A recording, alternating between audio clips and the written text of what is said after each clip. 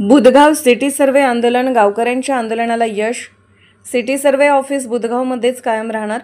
बुधगाव येथील city survey office इतरत्र हलवण्याचा प्रश्न उपस्थित होताच ग्रामपंचायत सदस्य, सरपंच, उपसरपंच आणि नागरिकांनी ठाम भूमिका घेतली.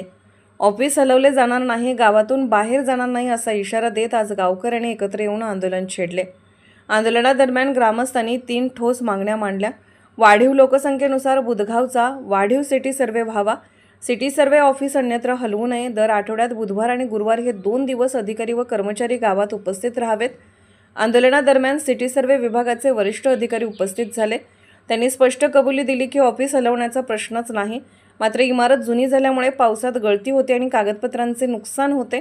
त्यामुळे ग्रामपंचायतीने पर्यायी जागा उपलब्ध करून द्यावी. यावर ग्रामपंचायतीने नवी जागा उपलब्ध करून देण्याचे आश्वासन दिले.